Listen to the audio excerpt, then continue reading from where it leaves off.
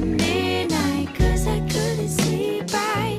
I couldn't sleep right. You used to come to my room at midnight, 'cause I couldn't sleep. Hello guys, so it is day number 3 of Booktube-a-thon, 4 of Booktube-a-thon, and I've been reading some of Carry On this morning, and now I'm gonna go out to lunch with my dad and my little brother. I thought I would bring you guys along. If you're wondering, yes, I am wearing the same thing as yesterday, because if you're meeting 2 different people in two days after each other, then they haven't seen the outfit, so you can just use it twice. That's how I think, at least. So that's what's happening. I haven't seen my dad and my brother in a long time, and I thought I'd bring you guys along, introduce you to my brother. If you've seen my Shanghai vlog from last year, then you've already seen him. But now he's 3, so he's a little bit bigger, he's a little bit smarter, a little bit funnier, a little bit cozier, a little bit of more of everything.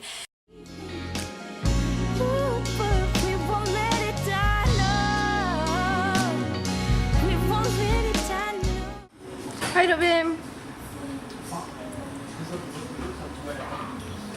Ska jag syna? Hallo! Hallo! Fin genser du har. Den er gul, da. I love you like coffee in the morning, flowers in the evening. Ooh, but we won't let it die, no, no. We won't let it die, no. I love you like coffee in the morning, flowers in the evening. Ooh, but we won't let it die, no, no. We won't let it die, no.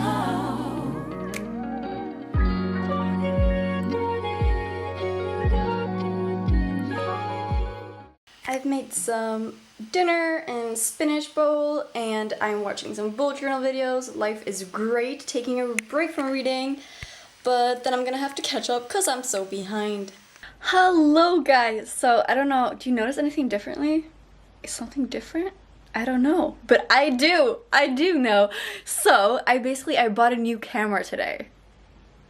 I know, and it has so many cool things. It's a Canon EOS M50, so it's a new camera thing, and I had a really old one that my dad had like in the early 2000s, so it's really old, and this one has like a flip screen, so I can see myself, and it also autofocuses, and I can edit like the contrast and brightness and stuff before I film and after I film a video, which is so crazy. So the only thing I have to teach myself now is not look at that little screen over there, because I gotta look there, because I never had this little thing, and you have to go behind the camera, test it, and then you have to like look at the footage and then see if it was the right focus, and you could film a whole video without actually knowing if it was in focus. It was awful, it was so bad, but I was gonna do an update. I also like how you can see like all my pimples. It is so cool. I love it. So basically, Peter Pan, I have 26 pages left, and I was sitting... That's my mom calling. Bye-bye! Okay guys, so I just finished Peter Pan, and I have such mixed feelings about it. I don't know if you can tell, but I've been crying a little bit, because the end was just so sad, and the story is like melancholy in like a strange way, because it's all this like whimsy stuff in the middle, but it feels like it has all these like political and dark messages, so I'm a little bit confused at the same time. Like the ending was touching, so I don't know. I was thinking of giving it like 2 stars before I came to the end, and then now I'm thinking maybe 3 since the book touched me that way, so I don't know. I read 50 pages in The Alchemist, and so far so good. It's a much easier read than I thought, actually. It's very straightforward with their philosophical stuff, instead of, you know, hiding it in the text, kind of like Peter Pan. I just don't understand how Peter Pan can be a children's story, because it's so hard.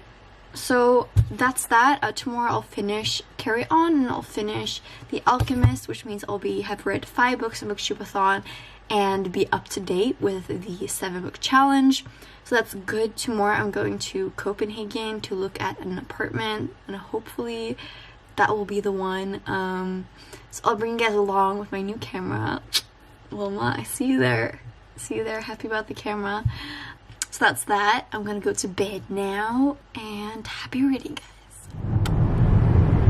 Good morning, guys. So I'm sitting in the car with my mom on the way to Copenhagen to look at an apartment, and yeah, I'm having some difficulty reading. I'm trying to read Carry On, but I'm getting like a little bit sick here. But I just have to tell you guys what's going on, because I was trying to explain to my mom what like cringy is, because you know English isn't her first language, and I was trying to come up with things that are cringy, and cringy is something that's totally like relative compared to each person, or if it's defined by what society thinks is cringy. I don't know. So I want you guys to comment below something you think is cringy and why, and then I can give an example to my mom and see if I agree and stuff. And I thought that was kind of interesting.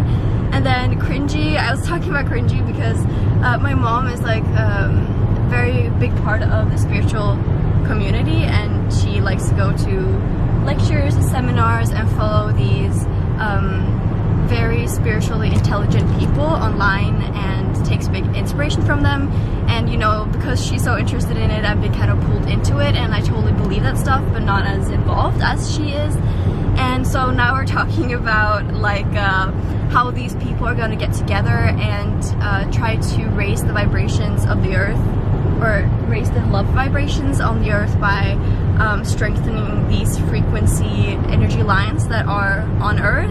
And I don't know, like, I want to know what you guys think about this stuff. I believe it totally. I think it's really cool, but it's kind of stuff that like my mom said about avatars, you know, the movie Avatar, and so all of these fantasy books and things that we're reading about may very well be part of like a truth that we're living today. So I thought I would just share that with you guys. And Mother, do you have anything to say about this topic? All is love and magic. Yeah, so that's what's going on, and I'll try to continue reading.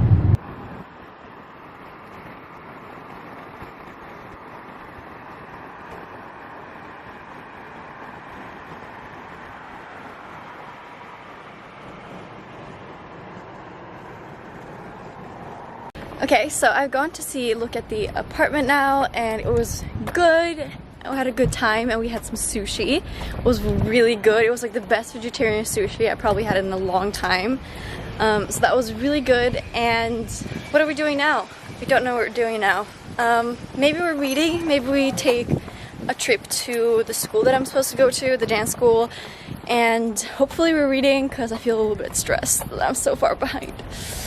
But all is good. It's really nice weather here. It's like so hot, and the air conditioning in the car, it went off. So it was like a terrible nightmare. But all is good now. I am happy and full. Jag måste printa ut det där. Hej. Hello guys. So it is currently 8:10, and I'm a little bit stressed because I still got like 50 pages left in Carry On, and I have half of The Alchemist left. I'm currently like not in the mindset to read because it's pretty likely that I'm getting the apartment, which is crazy because it's like bam bam bam bam. So it's really strange to just sit down and try to read and take all these thoughts on a hold, but it's probably good for me as well. Carry On is really good. I'm really enjoying it. I've been struggling a lot with YA books lately because I just feel like I've moved on, but this one is just written so like simply and plainly that I'm actually really enjoying it. And this is what our little room looks like. So my mom is sleeping up there. This is a bunk bed, and I'm sleeping here. It's only one night, and we just ordered like a Thai food maybe from this online like thing, and it just came right up to our hotel room. And I have red curry, which is like one of my favorite Thai things, but it is a pain, but so worth it. And my mom has ordered vegetables with the brown sauce. I really hope I can finish reading tonight. Because tomorrow I'm gonna read space opera, and I've been looking forward to reading that for so long, and I just want to get started straight away, you know what I mean? So I'll update you guys later tonight, and we'll see if I actually finish it or not. Okay, so I'm reading The Alchemist at the moment, and all of a sudden I stumble upon this one section where he is in the desert and he comes to this oasis, and there's a little town there. And so he comes by this girl who is at a water well, and he speaks to her once. He's asking about some sort of doctor, and she just answers basically. And then the next day he comes there and he says to her, "I came to tell you just one thing," the boy said. "I want you to be my wife. I love you." And it's like, you just met her. Like, this is not the type of book that has insta love. Like, this is not a young adult book. This is not like the cringy kind of book. And now it's just like, this ruined the whole book for me, honestly. Like, how can you put in something like falling in love by first eyesight? Like, they literally just looked at each other and they both knew it was love. Like, that is so stupid. And then later he continues and he says, "I'm going to wait here for you every day. I have crossed the desert in search of a treasure that is somewhere near the pyramids, and for me, the war seemed a curse, but now it's a blessing because you brought me to you." Aww. But except no. And the whole thing is like, when they spend like a couple of days together, and she says, "Oh, you have to go and get this treasure of yours, and I'm gonna wait here forever for you, and I'll just wait every single day until you get the treasure, and if you don't get it, I'll live happily ever after, knowing you become a part of the water and the animals and stuff." And it's just like, oh my god. So that part totally brought down the story for me. I feel like nobody has a normal conversation in this book. Literally every single conversation is like a message or something philosophical. Nobody just talks in this book, and nobody talks like that all the time. It's like every person he meets has a message for him, and it's just, it's too much, you know?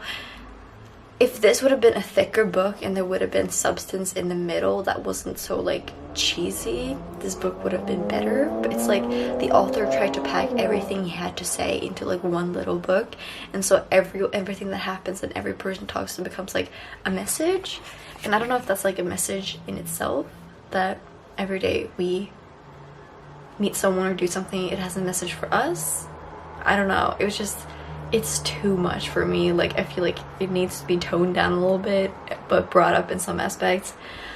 So that's that. I'm on page 100. Hello guys, so it's currently 10:25 and I just finished The Alchemist.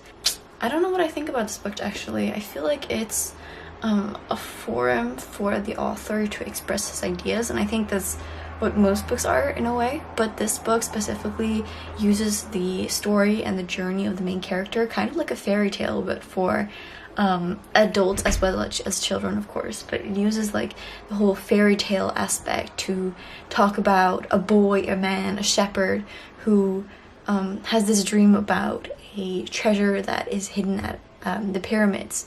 Feels like this is his destiny, his journey, he's meant to go there. And so along the way he meets all these people who teach him all these things that are really important for him to realize what life is all about, what the journey is all about, and the destination is all about. I feel like the book was more of like a fairy tale, more of like a teaching sort of book. Like it could have been a book to teach about the ideas more than the actual story to enjoy it. I felt like the writing wasn't all that interesting in itself, which was sort of a letdown. I thought the language would be more like intellectual, and I think it has some really good quotes. I highlighted a lot of things in this book. It prepares your spirit and your will, because there is one great truth of this planet. Whoever you are, whoever it is that you do, when you really want something, it's because that desire originated in the soul of the universe.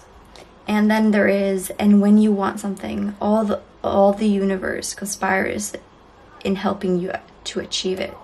So yeah, I think all of the quotes, or most of the things that happen in this book, like I can understand it because I feel the meaning of them inside me, and I've learned some of these things, a lot of these things over time, and just like the story talks about this main character and how he has to go through the journey to learn the things.